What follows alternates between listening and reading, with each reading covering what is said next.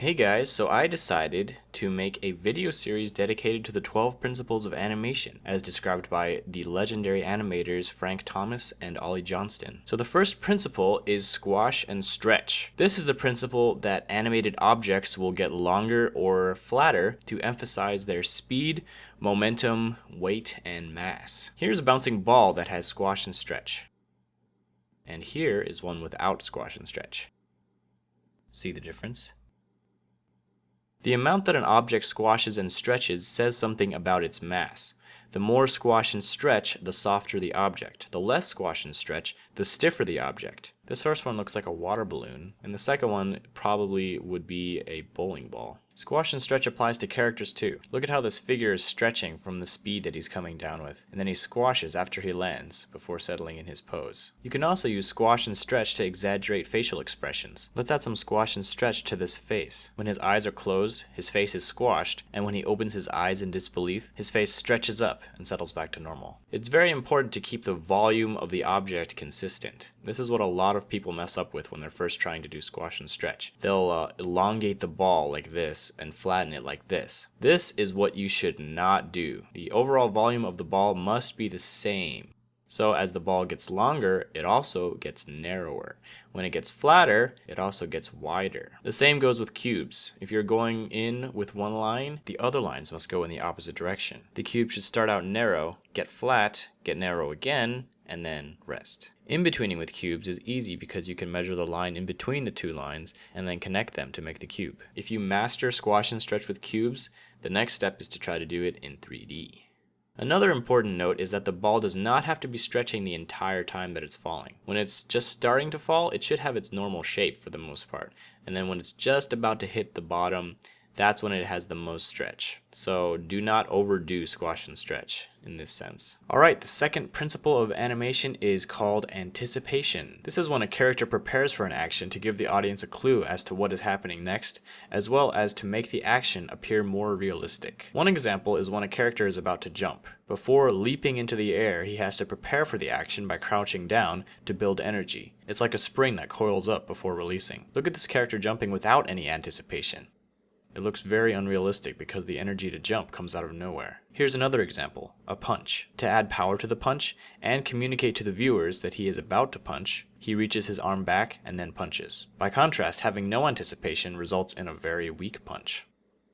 You'll see this in a lot of cartoons. Before running, a character will wind up before taking off. In the previous video about squash and stretch, this face actually uses anticipation as well. Instead of immediately stretching up, the face squashes first to anticipate the stretch and give it more power. Anticipation helps communicate actions to the audience by preparing them for the next action. This can happen in many ways. If a character is about to take something out of their pocket, they make their hand very visible and up in the air before going into the pocket. Otherwise, the audience might miss it and wonder how they got that object in the first place. The most important thing is that the viewer notices the hand and the pocket, so the character cannot be performing any competing actions.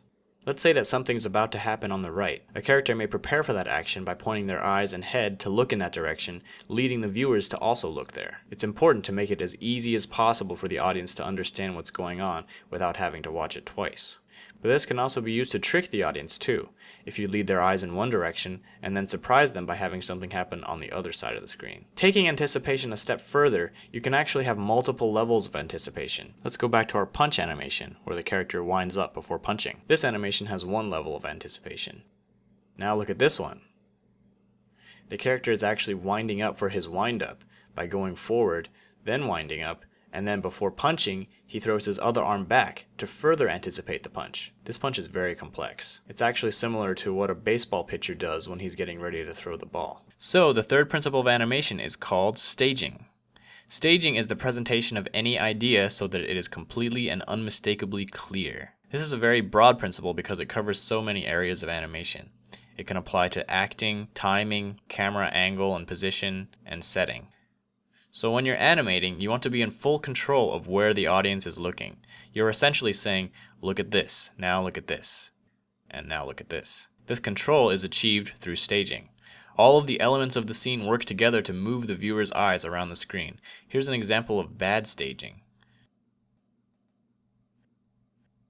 The characters are competing for stage presence, so the viewer doesn't know which one to look at. The camera has a lot to do with this. It's important to know when to be close up and when to be far away. Far away is good for big actions, while close up is good for expressions. Don't have the main action be off to the side. It should be either in the center of the screen or in one of the thirds of the screen. If they're facing to the side, there should be more empty space in the direction that they're facing, unless someone's sneaking up behind them, in which case they would no longer be the main character of the shot. The main action of the scene should be very clear and simple. It can't be upstaged by other things that are going on. This takes attention away from the main point. It should also have proper timing. Let one action finish before the other person starts their action, instead of overlapping them. Sometimes you need to insert pauses if there's something on screen that needs to be processed by the viewer before moving on. Sometimes if there's any text on the screen, you should keep it on screen for as long as it takes to read it out loud 3 times. But it's not just about controlling the viewer's eyes, it's also about conveying ideas. If a character is sad, for example, you want to make sure that the viewer knows that and feels that. If someone's house is supposed to be very poor and decrepit, go over the top to make sure that they get it, and don't have any objects that detract from that purpose. Let's take this scene and give it the staging treatment. This fat guy is eating pizza. The idea that we want to convey is that he is a severe overeater. So let's set the stage more. Let's give him more pizza and put piles of pizza boxes behind him and stains on his shirt. Let's move the camera down below him to make him look bigger. And let's change his acting so that his weight actually gets in the way of his eating, so he can't even reach for the soda without falling over. Now let's make sure to time it right so he notices the soda and then reaches for it. Now the idea is very clear. Alright, so the fourth animation principle is called straight ahead and pose to pose. This term describes 2 methods used to animate drawings. The first method, straight ahead, is where you draw the first drawing, and then you draw the second drawing, and then the third drawing, and so on. It's basically animating as you go. The second method, pose to pose, is where you draw the beginning and end of each main pose and go back later to fill in the drawings in between. So there are benefits to both methods. Pose to pose is generally better for most actions because it gives you the most control. You have a good idea of what the action is going to look like very early in the process. So instead of worrying if the character is going to end up in the right place, you decide where they end up from the beginning and work backwards. Also, using straight ahead animation can lead to the character changing size or being on a different level from beginning to end. Pose to pose can save you a lot of work. If you were to animate a whole sequence straight ahead and then realize that one pose is off, you would have to change several drawings to fix that one pose. But with pose to pose, you do the main poses to see if it feels right, and you can catch problems early on. Straight ahead animation, on the other hand, is good for animation that is unpredictable. Some examples of this include fire, water particles, clouds of dust, explosions. The reason why straight ahead works well is because there are laws of physics that work at a constant rate, and it's hard to predict how it will work pose to pose. So when animating fire, for example, you just go with the flow based on what you know about fire, and let the fire kind of create itself. If we were to look at the beginning and end, we wouldn't even know how to in-between it. However, you can still use pose to pose to make the general shapes, and fill it in between to make it smoother. Another example of unpredictable animation is overlapping action, which will be covered in depth in the next video. Let's say that a character has floppy ears.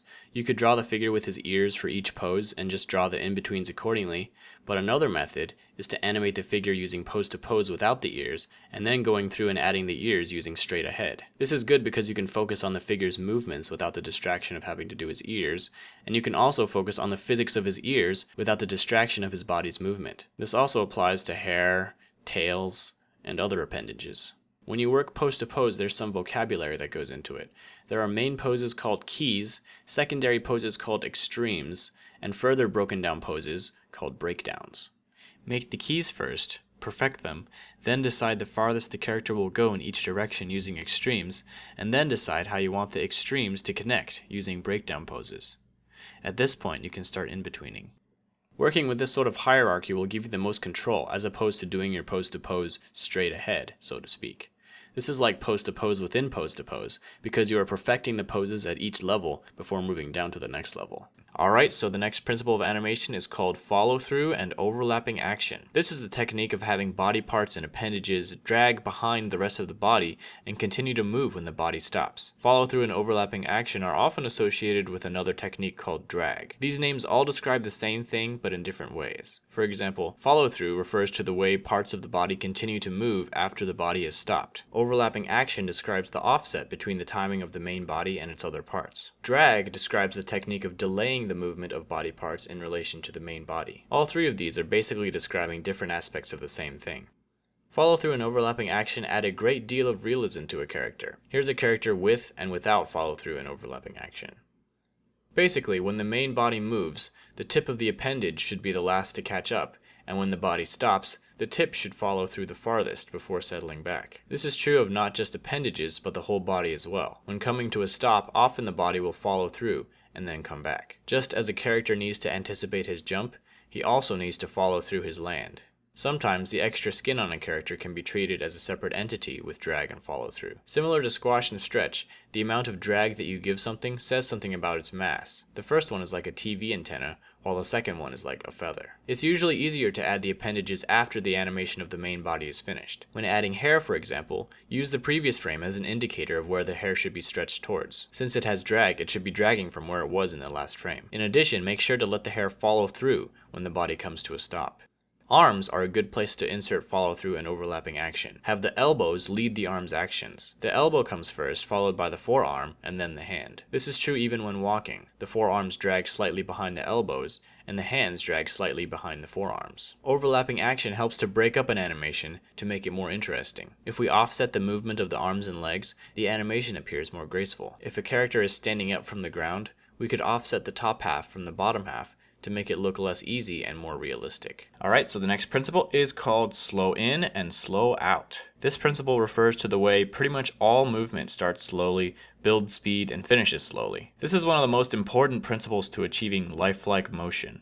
Without slow in and slow out, things feel mechanical. That's because robots are one of the only things that actually move their parts at a constant speed. To use this principle in 2D animation, you take your extreme poses, draw a single in-between, and then draw in between those, then only in between the drawings closest to the extremes until you're satisfied with the amount of slow in and slow out. With 3D animation and motion graphics, adding slow in and slow out is a matter of changing the motion curves from linear to spline by adjusting the Bezier handles. As time progresses, the object starts slow, gets fast, and ends slowly. Use it wisely. For example, you wouldn't add a slow out to a bouncing ball as it's colliding with the ground, but you would add it as it's bouncing back up.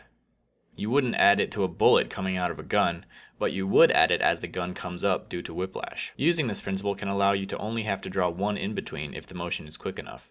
Draw one in-between and then add another frame on either end with the drawing slightly skewed in the correct direction, and then it's done. Sometimes you don't even have to add the one in-between. This kind of motion can be achieved in 3D with very extreme curves. Many people starting out with animation get impatient and draw the next frame very far away from the beginning. It's very unrealistic for a character to go from completely still to super fast, so adding a few drawings to ease into it will fix the problem. A good way to fix a choppy animation is to analyze the space between the drawings.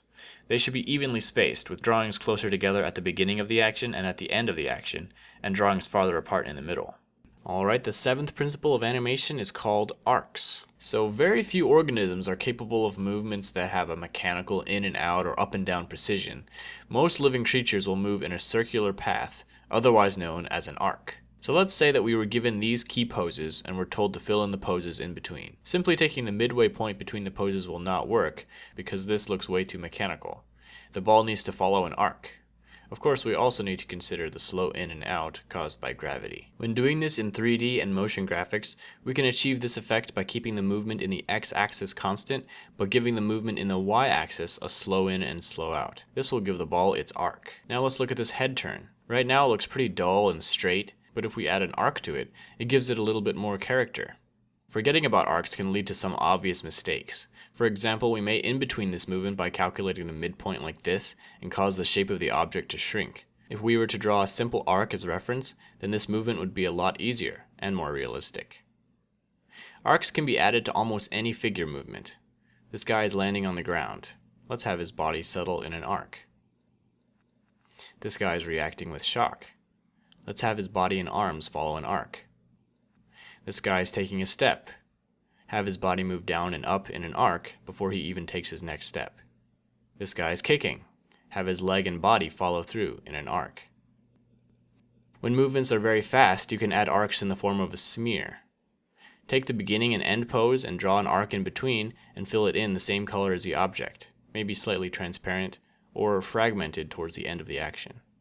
Okay, the next principle is called secondary action. This principle is often associated with overlapping action, although according to Frank and Ollie, it means something very different. Secondary action describes gestures that support the main action to add more dimension to the character animation. For example, a character may be walking angrily. The primary action is the legs, and the secondary action is everything else. The arms swinging, the head bobbing, and the facial movements. Let's say a character is about to knock on a door. The secondary action of the other hand will communicate what kind of door knocking this is. If it's a fist, it makes him look angry. If it's dainty, it gives him a graceful, happy vibe. If it's tucked close while the head looks back and forth before knocking, it communicates that he doesn't want to be discovered. This guy is picking up a box. We can give him more personality by having him rub his hands together and twiddle them in the air while getting ready to pick it up. It's important not to let the secondary action dominate the primary action. If a figure has a sad expression that should be seen, and we are adding a secondary action of wiping away a tear, the hand shouldn't cover the face. On the other hand, don't let it go unnoticed. People might not even notice that there's a tear there unless you give it its own time. This is why the principle of staging is very important in secondary action. So let's take this simple bite animation and give it some secondary action. First, let's make him lick his lips to show that he's hungry. Next, let's make him close his eyes and have his eyebrows go up, showing that he likes it. Last, let's make him shake his head because he cannot believe how good it tastes. The primary action is the bite, but all the secondary actions add more dimension to the bite. So the next principle is called timing. This principle states that the personality and nature of an animation is greatly affected by the number of frames inserted between each main action. Basically, if you have many drawings that are very close together in between the two main poses, the action will be very slow. If you have very few drawings set far apart from each other, the action will be very fast. Less drawings means fast, more drawings means slow. One simple action can have 10 different meanings depending on how many frames you give it. This man is leaning from one shoulder to the other. With no in-betweens, it looks like his head is being hit by a tremendous force, nearly snapping off his neck. With one in-between, his head has been hit by a rolling pin or some other object. With two in-betweens, he has a muscle twitch. With three in-betweens, he's dodging the rolling pin or the other object. With four, he's saying, "Move it, get out of here." With five, he's more friendly, saying, "Over here, come on, hurry." With six, he sees a good-looking girl or the sports car he always wanted. With 7, he's trying to get a better look at something. With 8, he's searching for the peanut butter on the kitchen shelf. With 9, he is appraising something very thoughtfully. And with 10 in-betweens, he is stretching a sore muscle.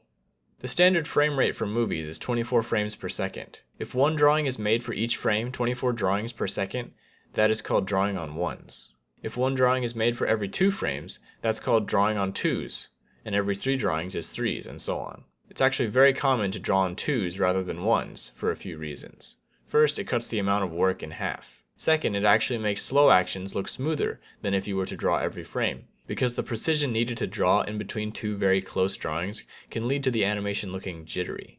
Some would also say that drawing on twos is better for fast actions as well, because it gives a sparkle and spirit to the animation that would otherwise be too evenly timed and less lively if it were drawn on ones. But drawing on ones is necessary when there's a very fast action that needs to be read, often a scramble or a flurry of activity.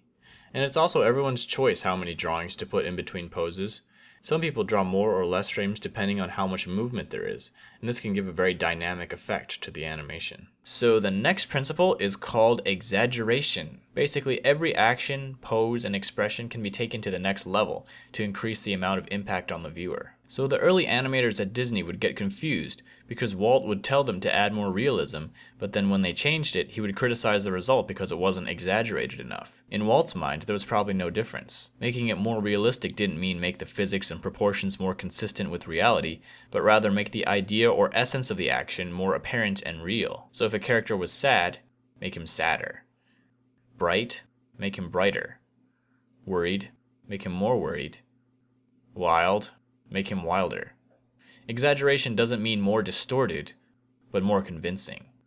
It's amazing how you can always add exaggeration. This animation looks finished, right? But let's give it some exaggeration.